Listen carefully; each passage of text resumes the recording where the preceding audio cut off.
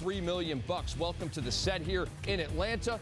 Insider David Aldridge of TNT and NBA TV. That is Ron Thompson, former college coach, former NBA scout. That is Eric Snow. You know him well.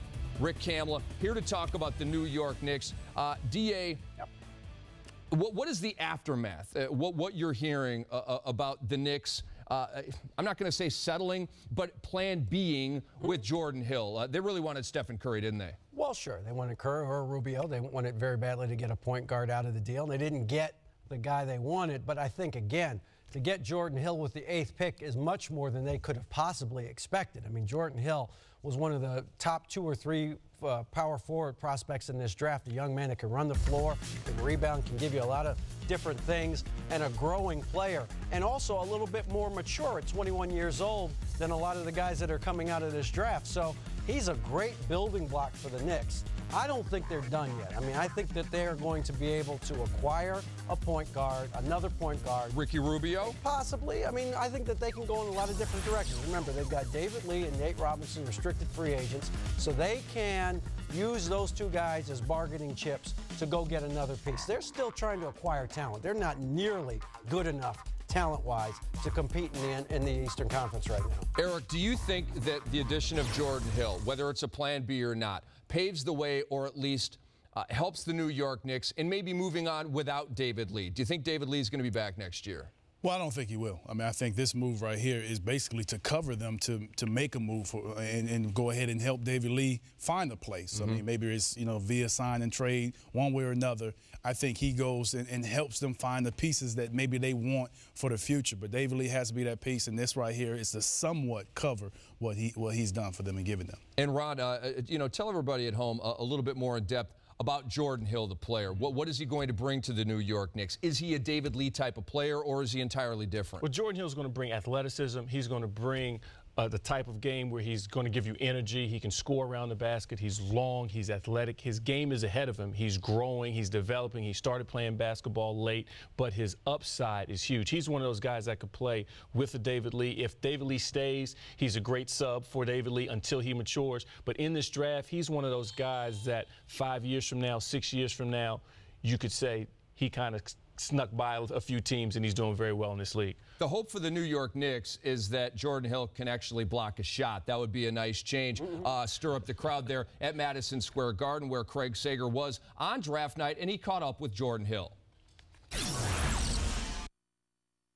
Well, they have the draft in New York because it's the only place where everybody cares about every pick. And nobody cares more than these fans in New York. They want a winner with the Knicks. Your name was selected. What are your thoughts on becoming a New York Knick?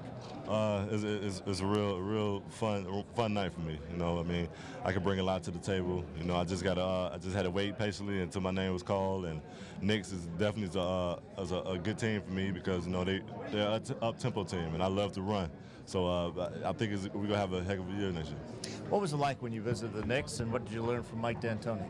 Oh, just like I said, I mean, he's an up-tempo coach. When he was at Phoenix Suns, he was doing the same thing with Amari, and Amari is one of my favorite players I like to watch. So, I mean, New York was a fun workout. It was real tough, but I managed to get through it by myself. So, I mean, it was definitely a good place. Why was the workout so tough?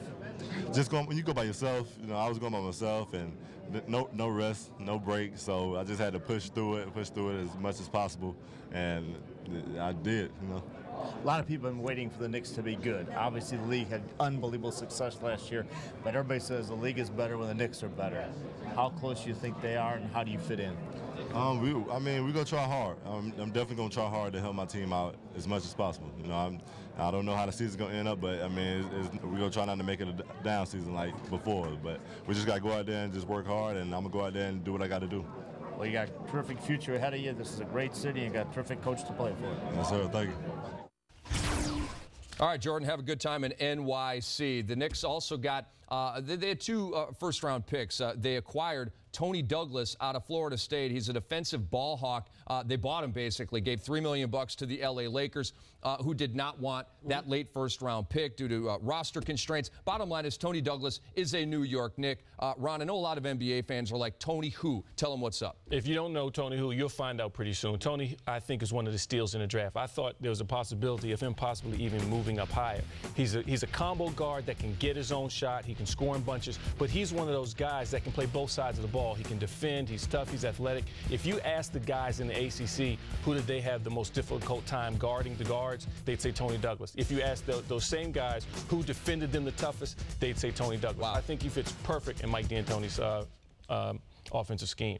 Yeah, I think right now, I mean, that's what they want. I mean, they want someone that can come out and score in bunches and score fast, but at the same time, they also need a guy that can somehow come and play lockdown defense. And whenever you can play lockdown defense, now that limits, you know, how much your team has to help. And in that system, they really need more guys that can knock their man down or play solid defense one-on-one. And look again, Jordan Hill covers for David Lee. Toney Douglas covers for Nate Robinson. So now, if they can move both of those guys conceivably, get some more pieces, some cheaper pieces than what it's going to take to sign David Lee and Nate Robinson, and save room for 2010. That's the whole game plan here for New York is 2010, max cap room, go after 2 free agents. So what I hear you saying is you like what they did via the draft. Did you like what they did via trade, bringing in Darko Milicic for Quentin Richardson?